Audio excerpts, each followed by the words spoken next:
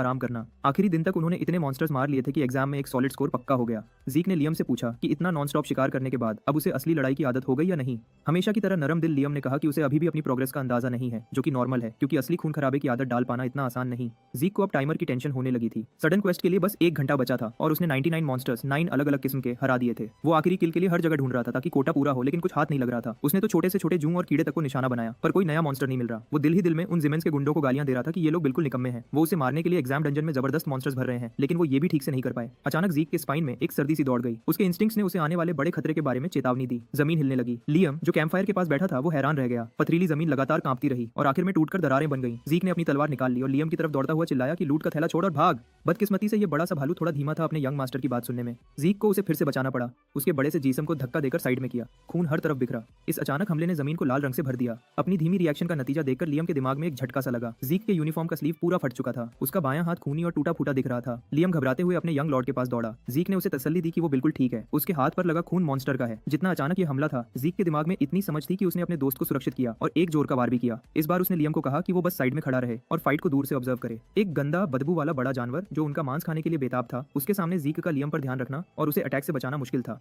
एक नजर में ही उसने मॉन्स्टर को पहचान लिया। ये एक डंजन वर्म था। ये एक ऐसा खतरनाक जानवर है जिसके लिए आमतौर पर 8 ट्रेंड पर्पल नाइट्स चाहिए जो सब्जुगेशन में एक्सपर्ट हों। सच में वो जिमेंस के गुंडे ने आखिरी घंटे के लिए एक और बकवास ट्रैप कार्ड छुपा रखा था। लियम साइड में बेबस खड़ा देख रहा था जब ये डंजन वर्म एक भागती ट्रेन की तरह गुफा में घुस रहा था। जितना भी वो मदद करना चाहता था, उसे पता था कि वो इस फाइट में ज़ीक के लिए बोझ ही बनेगा। फिर भी उसने हिम्मत नहीं हारी और सप्लाई बैग में कुछ ढूंढने लगा जो काम आ सके। इधर ज़ीक पूरी कोशिश कर रहा था कि डंजन वर्म के 100 दांतों से बचे जो उसके जिस्म को नोचने के लिए तैयार थे। इस बार उसके स्किल्स और पुराने तजुर्बे की चमक हर तलवार के वार में दिख रही थी। इस सिचुएशन में एक ब्लू नाइट भी ऐसी जगह पर डंजन वर्म से लड़ना पसंद नहीं करेगा। ये जानवर जमीन को खाकर नीचे चलता है। इसका मतलब ज़ीक के पास वक्त कम है। अगर उसने इस जानवर को जल्दी न हराया तो वो और लियम या तो जमीन में दब जाएंगे या फिर इस मॉन्स्टर का खाना बन जाएंगे। वर्म एक बार फिर से ऊपर आया। ज़ीक ने उस जानवर के सीधे हमले को डॉज किया, मॉन्स्टर की बॉडी से बस थोड़ी सी दूरी पर झुककर। अब उसने अगला मूव तैयार किया। यंग लॉर्ड ने अपनी तलवार उठाई। जैसे ही अटैक का मौका मिला, उसने पूरा दम लगाकर झपट लिया और अपनी तलवार को उस गंदे कीड़े के पेट में गहरा घोंप दिया। ये वार काम तो किया, लेकिन ये काफी नहीं था। उसने दांत पीसकर मॉन्स्टर के मांस को चीर दिया। वर्म के मुंह से नीला खून और जहर उगल रहा था। अब उसे काफी चोट लगने लगी थी, जो कि स्वाभाविक है जब कोई जिंदा ही काट दिया जाए। मॉन्स्टर का खून हर तरफ उड़ रहा था और ज़ीक का मारने का जज्बा अपने पीक पर था। वो इस वर्म को 2 टुकड़ों में काटने के लिए पूरी तरह से तैयार था। बदकिस्मती से उसने एक ऐसी जगह पर पैर रखा जहां नीचे जमीन खोखली थी, जिससे ज़ीक का बैलेंस थोड़ा लड़खड़ा गया। जमीन पूरी तरह से टूट गई और डंजन वर्म को थोड़ी सी सांस लेने का मौका मिल गया, जबकि ज़ीक अपनी तलवार के सहारे लटक रहा था। ये बड़ा सा कीड़ा मौके का फायदा उठाने में पीछे नहीं रहा। उसने अपना बड़ा सा जीसम जमीन के नीचे से खींच लिया। एक तेज हरकत में उसके लंबे जीसम ने यंग लॉर्ड के शरीर को बुरी तरह से लपेटा और अपनी पूरी ताकत से उसे दबाने लगा। ये लपेट और टाइट होती गई, जिससे ज़ीक के मुंह से खून की बड़ी धार निकल पड़ी क्योंकि उसका जिस्म और अंदर के हिस्से दब रहे थे।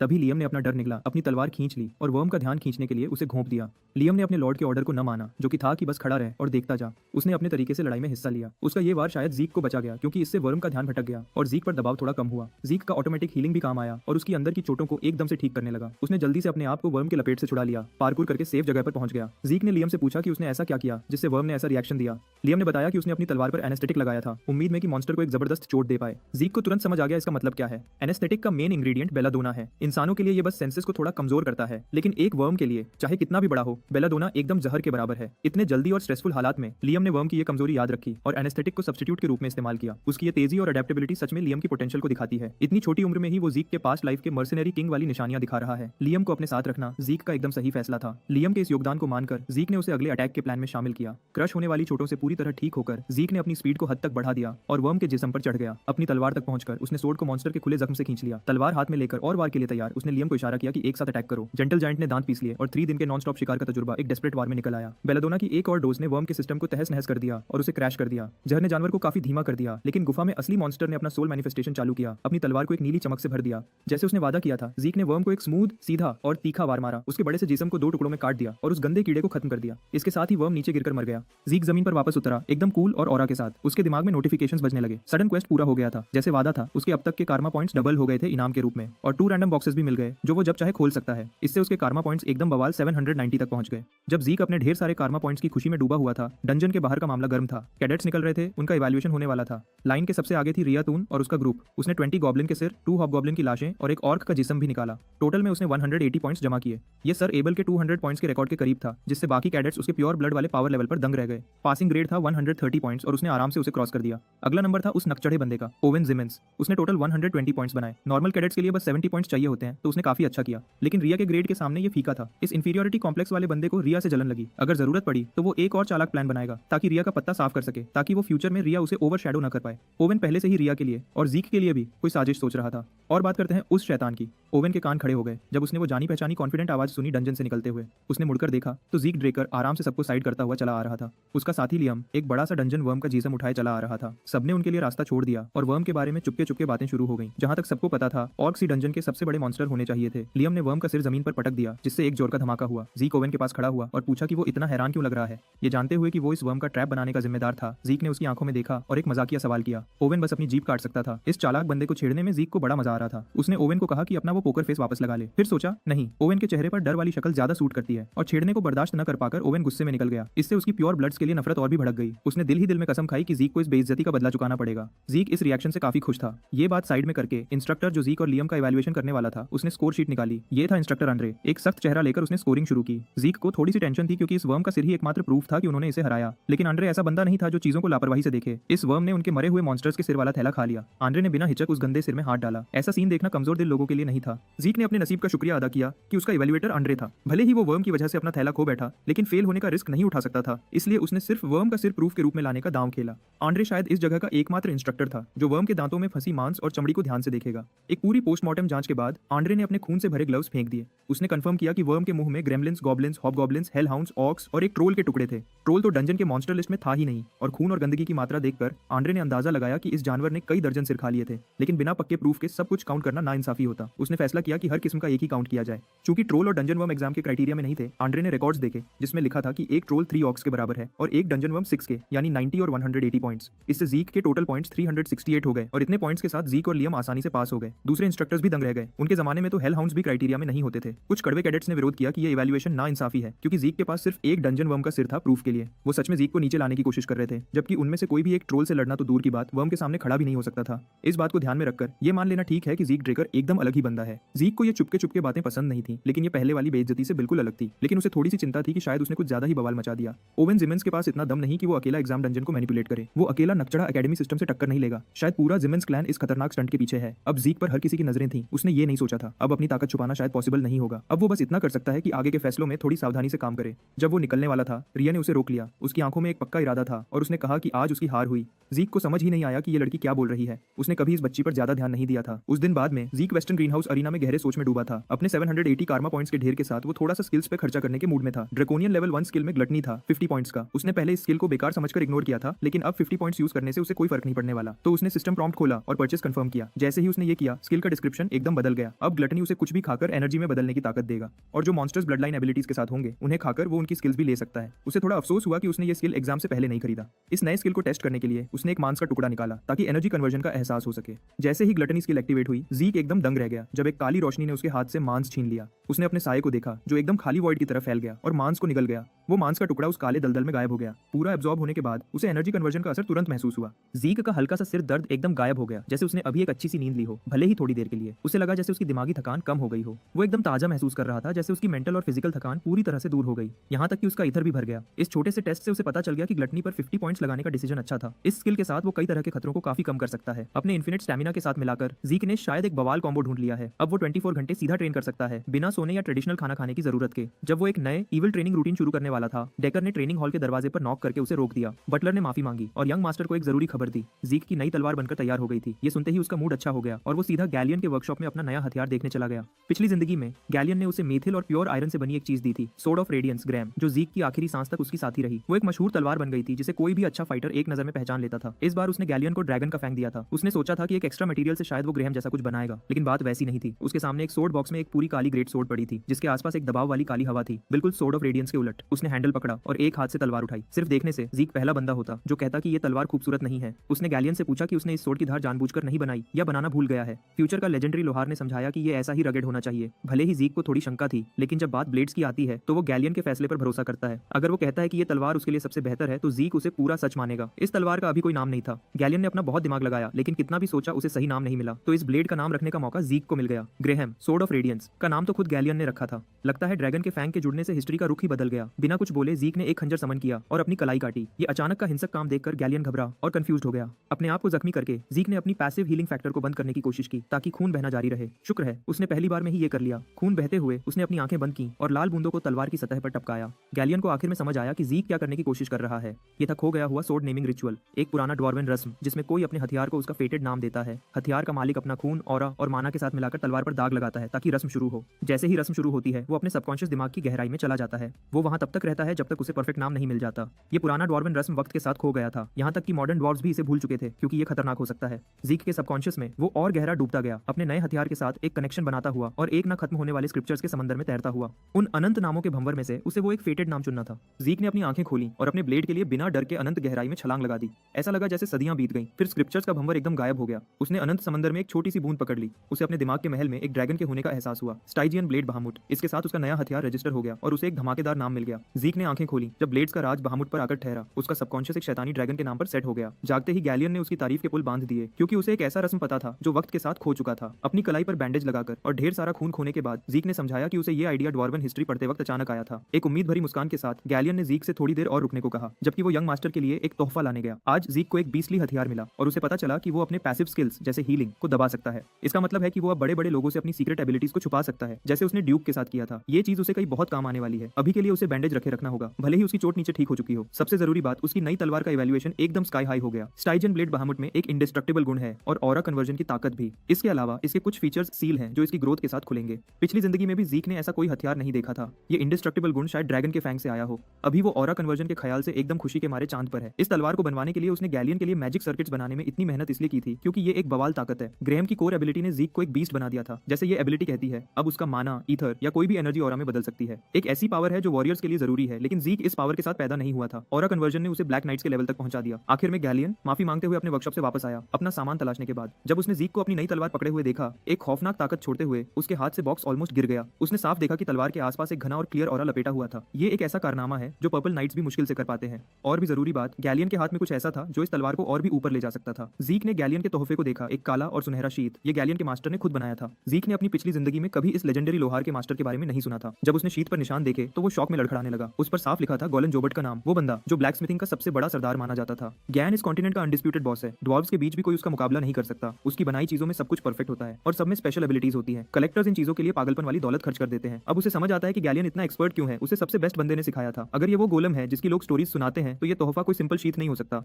गैलियन ने दिखाया कि शीट के ओपनिंग के पास एक डायल है जिससे ये एक ना टूटने वाली ढाल बन सकता है। ये चीज माइथिल और वाइवन की हड्डियों से बनी है तो ये गारंटी है कि ये काफी चोट सह सकती है। गैलियन ने खुशी से ये लेजेंडरी आइटम ज़ीक को दिया, यंग मास्टर के दिए सब एहसान के बदले में। सच बात यह है कि गैलियन इस चीज को बेचकर एक भट्टी बना सकता था जब वो मुश्किल में था, लेकिन वो अपने मास्टर के काम को किसी के भी हाथ में नहीं दे सकता था। जब ज़ीक ने उसे मार्केट की अंदाज वाली कीमत बताई, गैलियन एकदम दंग रह गया। खैर, ज़ीक ने यह तोहफा बड़ी खुशी से कबूल किया, लेकिन शीत बहामुट के लिए थोड़ा छोटा लगा। पर अगर ये गेलन जोबर्ट का काम है तो साइज कोई मसला नहीं होना चाहिए, जैसे ज़ीक ने सोचा था। शीत ने तुरंत बहामुट के साथ तालमेल बैठा लिया और खुद को एकदम परफेक्ट साइज में फिट कर लिया। लेजेंडरी शीत के साथ ज़ीक के नए हथियार का लुक उसकी उम्मीद से कहीं ज्यादा बवाल हो गया। उसने गैलियन का शुक्रिया अदा किया इस मस्त काम के लिए और नरम दिल लोहार खुश था कि ज़ीक को उसकी बनाई चीज पसंद आई। इसके बाद यंग मास्टर अपने बेस कैंप वापस गया। इस बार वो अपने मीटियोरिक आयरन गॉन्टलेट को घूर रहा था। बदकिस्मती से इसके पूरे गुण तभी एक्टिवेट होंगे जब वो पूरा मीटियोरिक आयरन सेट पहनेगा। ये गॉन्टलेट उसे सडन क्वेस्ट के 2 रैंडम बॉक्सेस में से एक से मिला था। पहले पुल से खुश होकर ज़ीक ने दूसरे रैंडम बॉक्स पर ध्यान दिया। जब उसने खोला तो उसके चेहरे पर पूरी कंफ्यूजन थी। उसने चीज निकाली, एक टूटा फूटा कागज जिसे खोलने पर एक फटी पुरानी मैप दिखी। सिस्टम ने प्रॉम्प्ट किया कि ये एक इनकम्प्लीट मैप है जिसमें ग्रैंड मास्टर काइजर के निशान है। ज़ीक को सिर्फ एक ही ऐसा बंदा पता था जो इस टाइटल के साथ जाता था, hero king Kaiser. Hero king और knights of the clock tower की बायोग्राफी पूरे कॉन्टिनेंट में मशहूर है।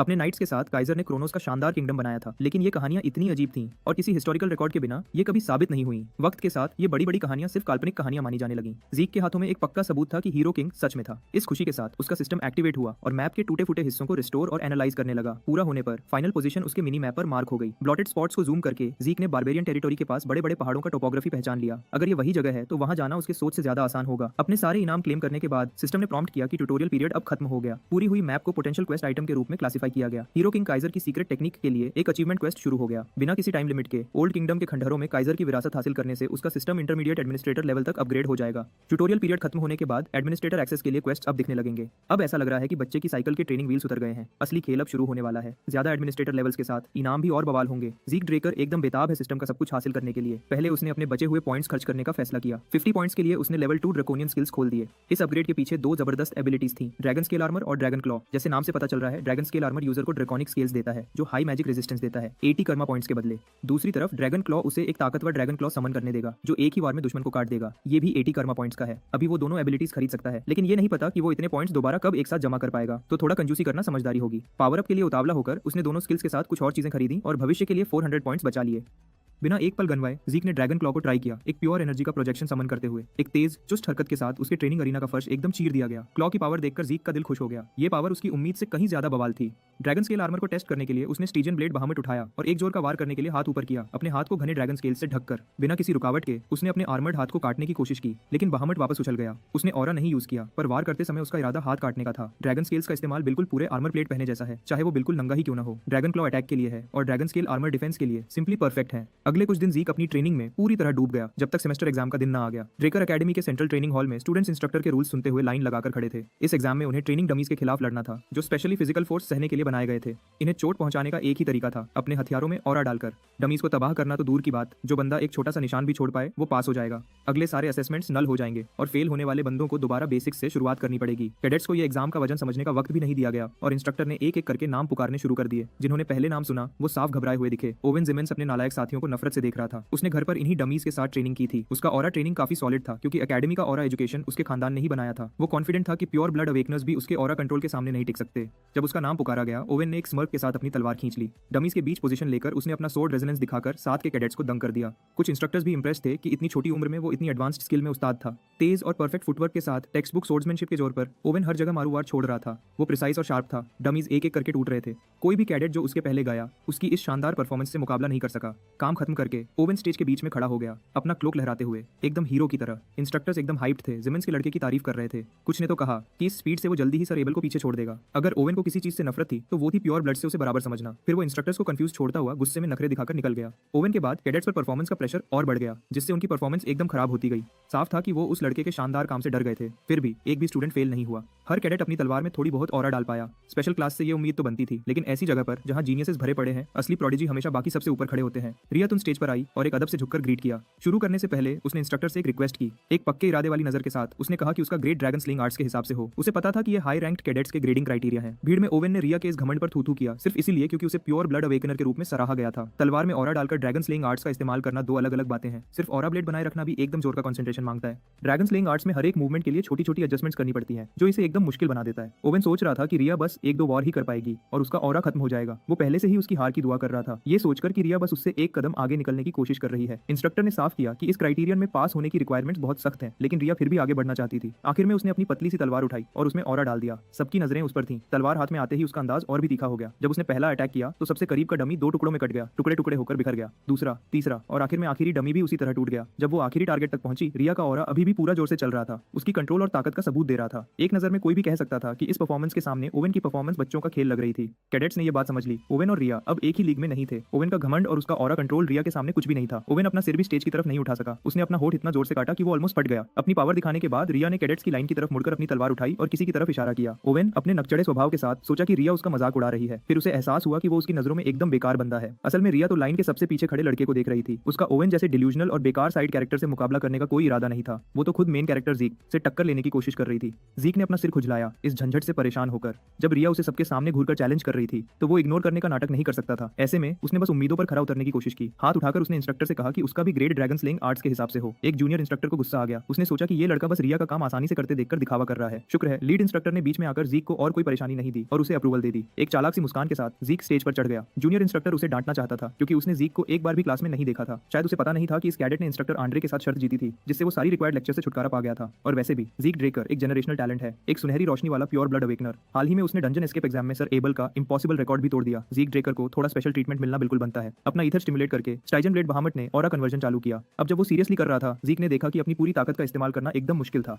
जब उसने क्रिटिकल मास तक पहुंच लिया, उसने काली तलवार को शान से पकड़ा। तलवार उठाते ही अटैक शुरू करने के लिए रिया की आंखें हैरानी के साथ चौड़ी हो गईं। ये था ड्रैगन स्लेइंग आर्ट्स का पहला चैप्टर और पहली वर्स, स्काई स्लाइस स्टैंड्स। रिया उस परफेक्शन को पहचान सकती थी जो ज़ीक दिखा रहा था। उसका फॉर्म उसके अपने से कहीं आगे था, यहाँ तक कि इंस्ट्रक्टर आंड्रे के मास्टरी के बराबर। ये स्वाभाविक था क्योंकि ज़ीक ने रिग्रेशन से पहले कितने ही घंटे ड्रैगन स्लेइंग आर्ट्स को अपने जिस्म में घोलने में लगाए थे। उसकी तलवार और मूवमेंट्स फ्लॉलेस थी, उसका पोजीशनिंग और फुटवर्क तेज और परफेक्ट था। ऑरा के छोटे छोटे बदलाव तक उसके जिस्म में इस तरह बस गए थे कि उसे सोचने की भी जरूरत नहीं थी, वो ये नींद में भी कर सकता है। पिछली जिंदगी में वो ड्रैगन स्लेइंग आर्ट से बोर हो गया था, लेकिन दोबारा बेसिक से शुरुआत करना बुरा नहीं लगा। डमीज को आसानी से काटकर उसने अपनी तलवार बंद की और चल दिया। ज़ीक ने चुपके से लोगों की हैरान वाली बातें सुनी कि कैसे उसने अपनी बड़ी सी तलवार को ऑरा में आसानी से लपेट लिया। शायद उसने थोड़ा ज्यादा ही दिखावा कर दिया और एकदम बवाल दिखा दिया। रिया के जंगली परफॉर्मेंस के उलट उसकी तबाही का अंदाज साफ, प्रिसाइज और एकदम मारू था। वो तो बस रिया के बराबर का ग्रेड चाहता था, लेकिन उसने एक बार फिर सबको पीछे छोड़ दिया। इंस्ट्रक्टर्स भी समझ गए कि उसका कॉम्बैट लेवल एक पर्पल नाइट जैसा है। भीड़ में ओवेन जिमेंस पूरी तरह हार चुका था। उसने सच में ऐसे मॉन्स्टर्स कैडेट के साथ पंगा लेने की कोशिश की थी। दूसरी तरफ रिया को ज़ीक की परफॉर्मेंस के बाद लगा जैसे उसके दिल में आग लगी हो। ज़ीक को डीन के ऑफिस में बुलाया गया। उसकी परफॉर्मेंस की खबर ऊपर तक के बड़े लोगों के पास पहुंच गई थी। उसने तारीफ के वक्त नरम दिल बनना चाहा, लेकिन सबको पता है कि उसकी उम्र में पर्पल नाइट का लेवल सिर्फ किस्मत से ही आता है। तो